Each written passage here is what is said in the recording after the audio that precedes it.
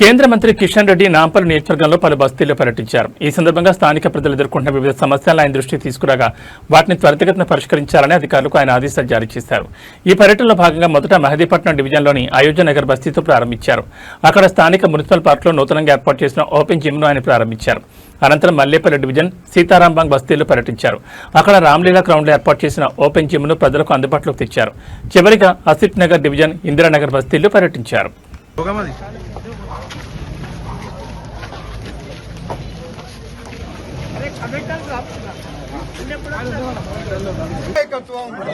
కిషన్ రెడ్డి గారి నాయకత్వం, నరేంద్ర మోదీ గారి నాయకత్వం, భారత్ మాతాకి, భారత్ మాతాకి, కిషన్ రెడ్డి గారి నాయకత్వం, భారత్ మాతాకి, భారత్ మాతాకి. రాములు గారికి రవీంద్ర గారు సన్మానం చేయాలి. రవీంద్ర గుప్తాజీ, దీపక్ రెడ్డి గారు, ధనరాజ్ గారు సన్మానం చేయాలి.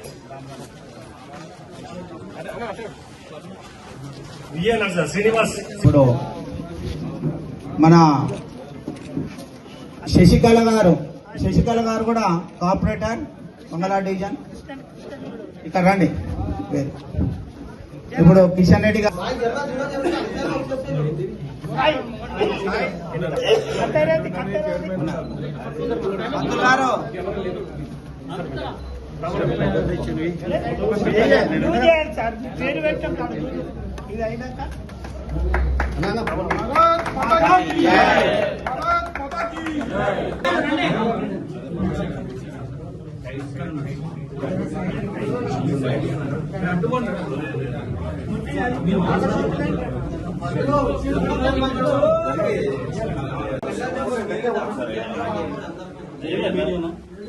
नमस्सदसे नमस्सदस्मदे नमस्सकीनां पुरोगानां दिक्षे नमः देवे नमः प्रतिज्ञे सदा समाम्ये देवाय शानि इंद्रियावत् जातसभ्या सभारता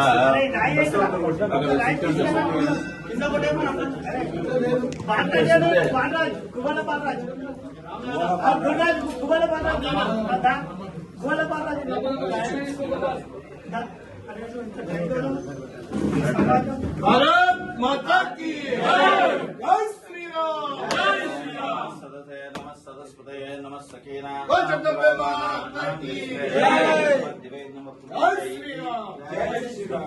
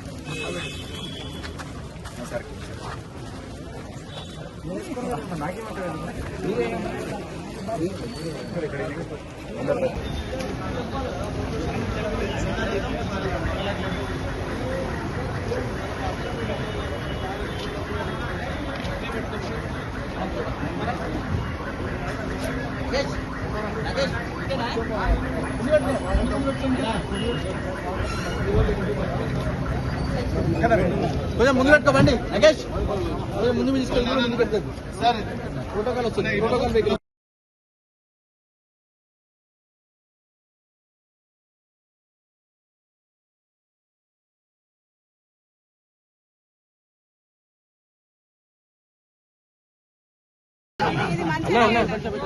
కొంచెం వెనకకి జరగండి సార్. 20 years back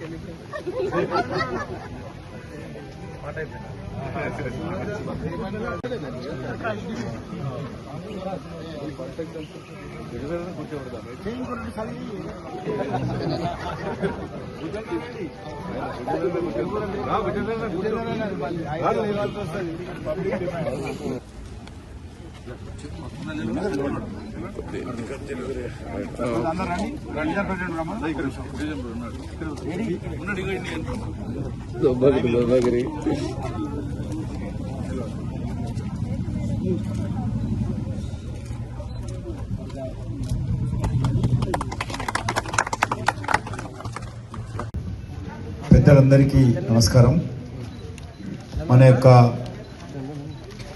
భారతదేశానికి సంబంధించినటువంటి ఎస్సీ కమిషన్ మాజీ సభ్యులైనటువంటి కె రాములు గారు, అదేవిధంగా నవోదయ సేవా సంఘానికి సంబంధించినటువంటి మిగతా పదాధికారులు, నాతో పాటు ఈరోజు మన బస్తీకి వచ్చినటువంటి మన అచ్చంపేట మాజీ ఎమ్మెల్యే గువ్వల బాలరాజు గారు, మన కార్పొరేటర్ గారు, అదేవిధంగా ఇక్కడ సాయిరామ్ గారు, రామకృష్ణ గారు, నరేష్ గారు, ఆనంద్ గారు, మిగతా చాలామంది పెద్దలు ఉన్నారు.